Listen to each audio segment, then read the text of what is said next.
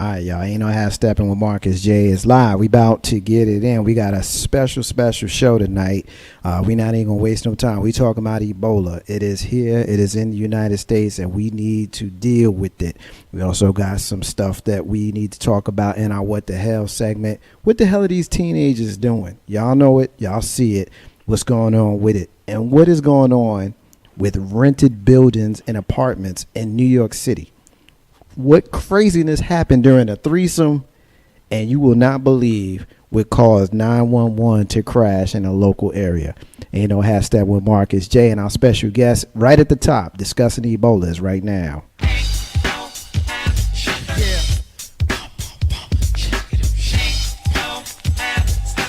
about that time. It's about that time to get.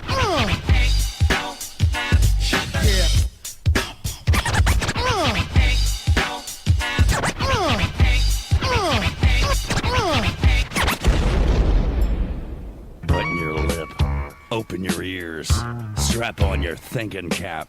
Socially conscious talk that's entertaining with a dash of humor and the top sports stories of the week. It's time for Ain't No Half Steppin' with Marcus J. Sellers has Jordan. Jordan with 2 seconds to go. Puts it up and scores at the buzzer. Michael Jordan has won it for Chicago. Manning lobs it. Burris alone. Touchdown, New York. Down goes Frazier. Down goes Frazier. Down goes Frazier. He hits one deep to right center. That ball is out of here. The Yankees win the pennant.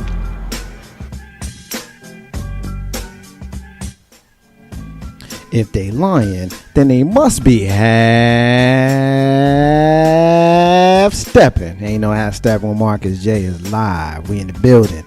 Be down with us at 804-402-2893 to be down with the flagship show of Legacy Internet Radio, heard right here live from the den every single Monday night from 7 p.m. to about 9:30 or so, right here, Legacy Internet Radio. We appreciate everybody that's listening to us tonight on our live feed on TuneIn. We appreciate everybody that's listening to us on MixLR. Feel free to get into the discussion tonight. You ain't going to want to miss that. Want a special thanks everybody who's listening to us in our replays on YouTube. We definitely appreciate you folks. Feel free to add your comments in. Obviously, they're not live, but add your comments in. We'll definitely get to them and respond to you.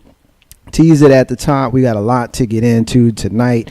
We're going to talk about a decision that was made in Nebraska with regards to same-sex marriages.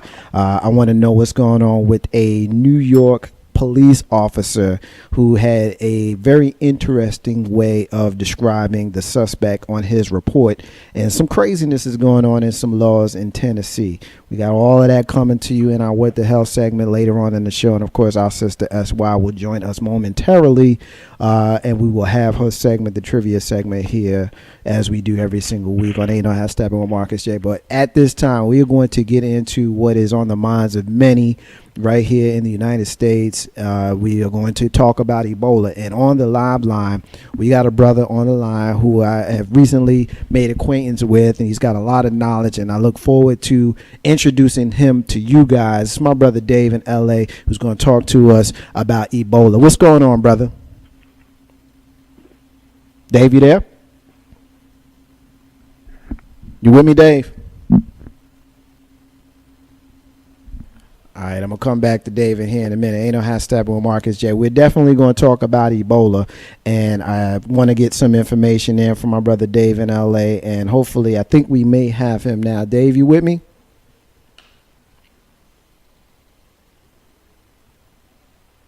All right, we're gonna work on this live feed here. I'm gonna try to see if I can get my brother Dave. I'm gonna try that now. Dave, you with me? Hey, what's up, brother? How you doing? There you go. There you go. There you go. I appreciate it, man. Got you all set up. Got the listeners introduced to you. Letting everybody know that we are talking about Ebola here in the United States here on Ain't No Half Stepping with Marcus J. First of all, I want to thank you for being here with us. I want to thank you for sharing the information that you're about to share with us. Man, more than welcome, brother. Whatever I could do, whatever I can do. All right, well, let's jump right into it because we've all been watching the news reports and we know what's going on in West Africa. And just to kind of set it up for the folks who may not be aware, there was a break of Ebola that came out in West Africa on two, actually, a male and a female missionaries in West Africa. One of them, the male, has since been brought to the United States for treatment. From what I understand, he's at Emory Hospital in Atlanta. The female victim, they're looking to bring here to the United States. I believe they talked about bringing her here tomorrow. And then there was also a unconfirmed but then confirmed, depending on where you listen and who you actually trust, there appears to be a case of a person who has since traveled from West Africa to here in the United States in New York City that allegedly has been diagnosed with the Ebola virus as well. So I think we've got it sufficiently set up, Dave. Let's just jump right into it. Tell us first what Ebola is. What is it? Ebola is the Ebola virus. That's a hemorrhagic fever is basically what it is. And it's hard to detect because it mimics many other diseases and viral infections where you'll start to have muscle pains, nausea, headache, vomiting. Then you have the fever and the diarrhea and everything else. Well, with Ebola, it causes massive hemorrhaging of the major organs, your liver, your kidneys, and that's why it's called hemorrhagic fever. And so it was originally thought to have come from Africa, West Africa, from the fruit bats. Kind of heard this somewhere before, fruit bats and monkeys. So you have this outbreak of Ebola, and I think it's had a couple of other outbreaks, but this is the most severe one. There was one in Sierra Leone before and in Ivory Coast, and the one in Ivory Coast was not as strong as this one because it doesn't survive very long outside of the body, and it was difficult in transmitting. Now, it could have mutated for whatever reason, so this is what we have now is the current outbreak, which also has killed a gentleman, an American citizen that went back to Africa, West Africa, then traveled to Nigeria, and he was displaying symptoms of vomiting and diarrhea, and he expired at the hospital. I'm sorry, at the airport, at the one of the largest airports in the world. So basically, so now I'm sorry. So basically what we've got a virus that mimics the flu. And so you may have some people who potentially, correct me if I'm wrong, Dave, potentially could be infected with the Ebola virus that may not take it serious because they think they might just have a common cold. Right. It's very, unless you can get confirmed of it through where they can do a culture on it and actually find out what it actually is. It, like I said before, it mimics so many other. It mimics the flu and so many other diseases and viral infections that one can have. So it's a very lethal. 50 to 80 to 90% of its victims die from it. Okay. And it's a very horrible death, and its death is very similar to heat stroke. And if anyone is familiar with heat stroke, is that the body will become overheated, the major organs will become overheated, and actually the blood vessels will explode, and that's where the massive hemorrhaging of blood will come out of any place that it can come out, your eyes, your nose, your mouth, everywhere else.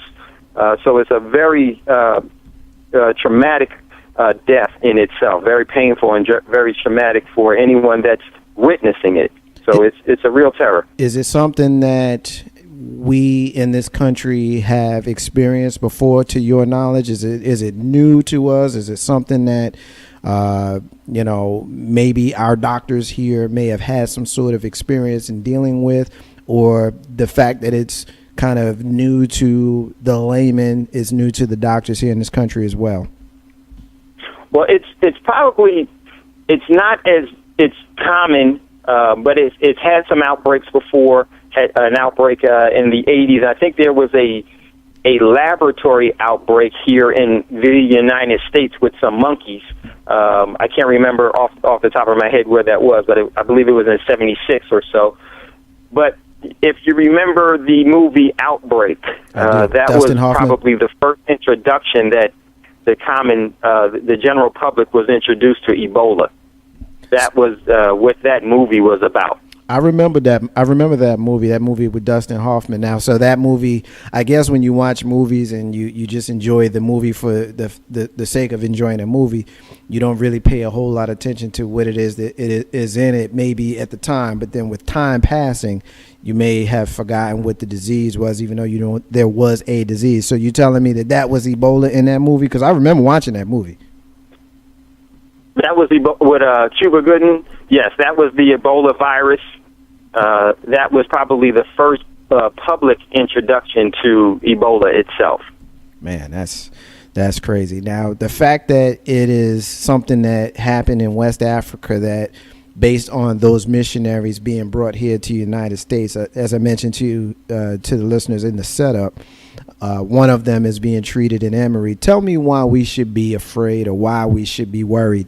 If we're dealing with one dude that's in Emory, we're dealing with one lady who's on her way tomorrow, and potentially one person that's in New York City. We got two in Atlanta, theoretically, and one in New York. There's 3 people in the country. Why should we be tripping?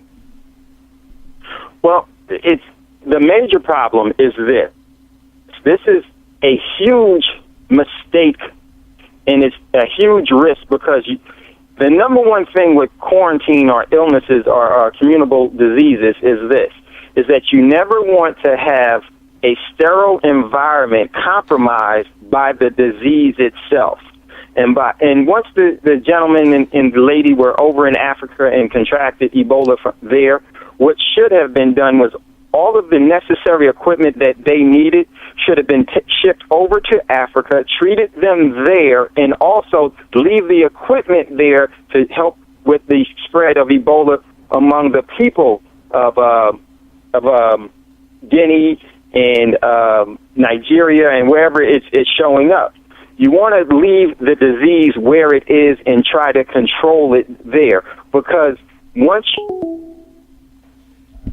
I think we may have lost Dave. I'll try to get him back here on the live line. Ain't no half stepping with Marcus J. We're talking about the Ebola virus, and we're talking about the perils and how it's transmitted, and we're also talking about how folks here can actually get it and what we're dealing with to try to assist with the quarantine and that sort of thing. So that's what we're dealing with. Ain't no half stepping with Marcus J. We appreciate everybody that's listening to us here in the segment here that we're discussing about Ebola. We appreciate everybody.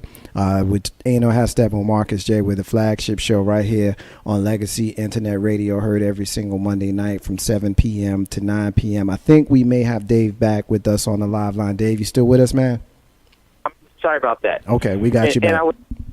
Once you take it out of the quarantine area and you expose it to a sterile, another sterile environment, you're facilitating and you're jeopardizing the actual spread and the longevity of that virus. So that was the biggest mistake that they made. That's a 101 no. You do not take a sterile environment and compromise it with the viral infection itself. Now I got a bunch of questions for you, Dave, but I'm gonna save them to see if they just kind of come out in our discussion. I want to give a special shout out to my brother Anonymous. My brother Anonymous has just checked in. I know Anonymous is listening to us, and I know Anonymous is in the area, one of the affected areas. So I won't get into which one, but because he's anonymous. But Anonymous, you and I have been talking just a few minutes ago. If you have any questions for Dave, send them to me as you have been communicating with me, and I'll communicate those questions on air to Dave. And then when we're done with Dave on the line, we'll open up the discussion for folks to call in to talk about it. Like I said, Dave, I wrote down a bunch of questions, but I will see if they kind of get fleshed out in our discussion. My first question is, let's cut the crap and just go right to where those of us who are borderline conspiracy theorists want to go. This thing came out, and now they're bringing this American missionary to America, a United States of America, when they could have very easily treated this person where it was. The assumption is, if you got a airborne communicated disease, that there's other people in the area who may have it. So how much sense does it make to take that person out of the area where they are, as opposed to bringing people to that area to treat them? Why would they bring them from West Africa to America to treat them under the guise of better medicine here? Why wouldn't they just send the doctors there? Well, if to me, I'm not a doctor, but I've assisted in trauma centers, and I've assisted with mass casualties as a first responder. The thing is, if it's your plan to treat and to safeguard and preserve the integrity of your quarantine, that's exactly what you do. You keep the viral infection, communicable disease, or virus infection where it is. Now, if you have a different agenda, then that makes perfect sense. And I don't know what that agenda is, but it can't and it doesn't fit the rules of quarantine. The rules of quarantine says he stays in Africa, you treat him in Africa, and if he dies in Africa, well, then you take care of the body there. You bring the family to see him there or her there. You don't bring them out of into a sterile. You don't do that. Should we think that there's something sinister going on with West Africa and America, or am I tripping to suggest that? No. I think. Well, let me bring back a concern that one of Sierra Leone's Ebola doctors. Now we're having we're having a little bit of trouble with your signal. If you can maybe get to a stable location wherever you are, because it's a little bit in and out. You with me? Okay, yeah. How about this? Okay, that's better. Go for it. Okay. Well, let's use a doctor from West Africa, from Sierra Leone, who was the lead Ebola doctor, who recently died of Ebola on the 28th. Right. His concern was that the WHO, World Health Organization, and CDC was actually contributing to the spread of Ebola. And he made his concerns known to many people because he was actually the lead doctor for Ebola in Sierra Leone. Are you still getting the feedback? Do you want me to call on a better line? I got you. I can hear you, but if you want to try us on a better line, that's up to you. It's in and out, but I do have you. Okay, so you're not the only one. You're talking about lead doctors. Okay. And the thing in the industry and in the field of medicine is that no one wants to question WHO, and no one wants to question the CDC, because that's where a lot of their funding comes from, and that's where they ultimately aspire to work or to work with. So they don't want to compromise.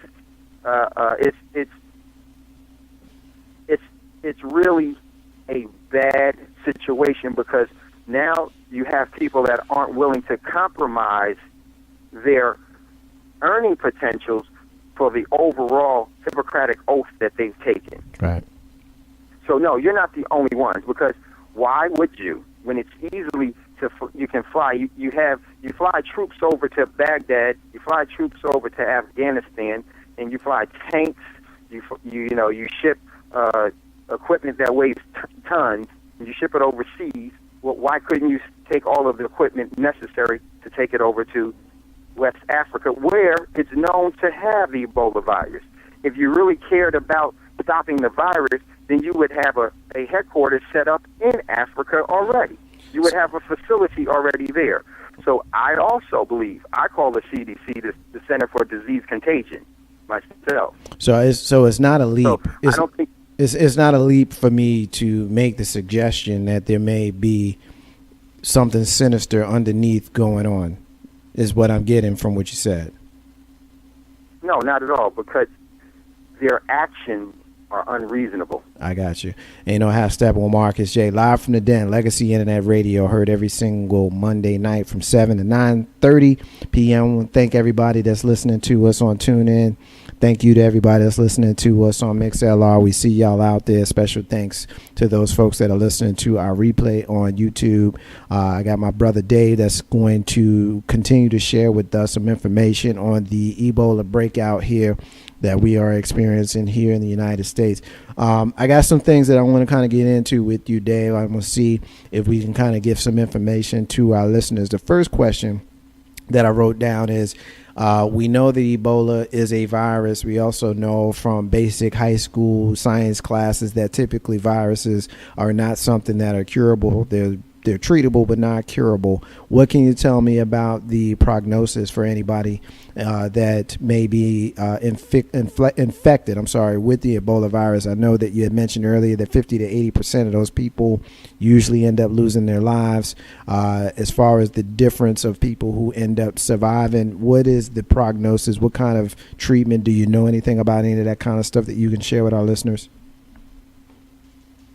Well, other than if you listen to the CDC and WHO, it's almost they're fighting for time with you if you contract Ebola. If their thing is to keep you alive long enough through the fluids, keep you hydrated and do the best that they can to keep you stable long enough so that your body can fight it off yourself, which it would do. The only thing is that you have to survive that process.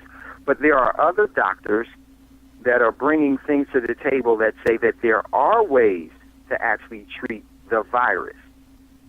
And there's one doctor, I forgot her name off the top of my head, but I will have her name in a minute, that says that she's had success with nanoparticle silver. And that's significant because MIT just released their findings last week stating that nano silver and nanoparticle gold was effective in treating most diseases because the nanoparticle silver and gold was allowing the medicine to get into the cells, to be absorbed into the cells, and to have a more effective treatment for any diseases that they were prescribing their drugs for. So it kind of made sense. And this isn't new technology. You know, nanoparticles, silver and gold, and the medicinal uses of silver and gold have been known forever. And actually, it's funny, the Federal Drug Administration was actually instituted because of silver. Before the FDA, in 1900s, the FDA was known as the Bureau of Chemistry. And a lot of the country were prescribing colloidal silver for everything, and it was effective in its treatment of the diseases and the conditions that they were prescribing it for. So the chemists of the world, a.k.a. the pharmaceuticals, didn't like this because why? They couldn't make money off of it. Why can't they make money off it? Because you can't patent silver. You can't patent silver and gold because you didn't make it. It's a natural element. So they came about the FDA. And once the FDA came along, they started to regulate everything. And their first thing that they wanted to regulate out was silver itself. So there is historical evidence for fighting off diseases and viral infections using nanoparticle silver and gold or colloidal silver or monotonic gold. So there is a precedent that has already been set. And if you look at the MIT study, it proves that themselves, and it just came out on the 25th of last week, MIT's findings for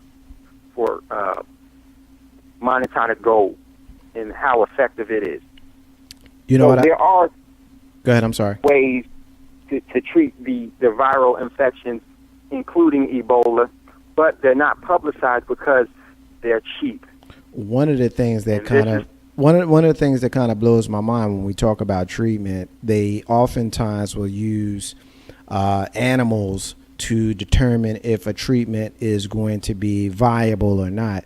They also use animals to discuss if how a human is going to react to a certain kind of virus, and where I'm going with that is you have some folks that are saying that this thing is coming from monkeys and all that kind of stuff. There was a report that came from I believe it was West Africa. They were talking about monkeys and some other animal that were in cages separate from each other, and they were trying to say that it was not something that is direct contact, that you can get it from, is airborne. And they said that the monkey and the other animal being in separate cages, separate from each other, is an example of that. To that situation, you say what? Very, very true, because the WHO, the chief director for WHO, Margaret Chan, last week said, and I'm going to give you her statement verbatim, because it's a very important one, but I'm going to summarize it until I get it. What she said was that, here's her, here it is. Here's her statement. It is taking place in areas, she's talking about Ebola, the spread of Ebola. It is taking place in areas where fluent population movement over porous borders, and it has demonstrated its ability to spread via air travel, contrary to what has been seen in the past outbreaks. Cases are occurring in rural areas which are difficult to access, but because of all the dense population in the cities, this meeting is a mustard and a turning point in the outbreak of Ebola virus. She's speaking about the breakout of Ebola has changed from what it has been accustomed to, that the doctors are accustomed to. And when she said air travel, notice, she didn't say it was airborne, but then again, she didn't say it wasn't. Right. And once that finding in 2002, where the particles of moisture from the pig and the monkey, and the large particles of moisture was able to transmit the disease the virus from one to the other, that substantiates what is happening now. Are they admitting to it being airborne? No, they can't. Why can't they admit to it being airborne? Because it would ruin the overall travel industry in a moment. This outbreak cannot become a pandemic by poor people. Right. It can only be in a pandemic by rich people. Why is that? Because rich people travel. They go they travel internationally. They travel in large groups. They're out in the public much more often. Poor people are what? What is different? Usually, I'm sorry, Dave. Let me ask you this, man, because the more we talk, the more questions, and I wrote some down, and I haven't really gotten to them because as I'm listening to you, other questions are coming up. But what is different about Ebola than what we were forced to be afraid of? Notice how I said that a couple of years ago when SARS came out. You remember SARS a few years ago? Great, of course. Yes. Why is there a difference in our level of fear with one versus the other? Is it the same level? Is the same level of death imminency that may happen at the end of the disease? I mean, what are we talking about here? Now, when you talk about SARS, which was an influenza, and you talk about SARS, these viruses, these are man-made, and they attack specific races. Ebola will attack people of color, black people. SARS will attack the Asian, and the bird flu will attack the Asian communities, and the swine flu is for the Latins. And these are genetically manufactured a bioweapon. They're pure bioweapons. And one of the ways, because they talk about Ebola, but you can only talk about Ebola for the past 40 years. Really? The common cold, how long can you talk about the common cold being around? Right. This is something new, you know. Then the swine, the avian flus, avian 5, avian 7, all of these avian, they're mutations. Because what happens in the biochemistry world is that people make mistakes, and they're not able to actually get the right mutation for things to happen. So that's what we're really dealing with, because if Ebola was something that was a common thing, we wouldn't be talking about it for 40 years. Right. This would be something that would be talked about for centuries. Right. So I think you have to look at it from there. When you really start to unravel, to peel back the onion, the more you'll start to cry over this, because it doesn't make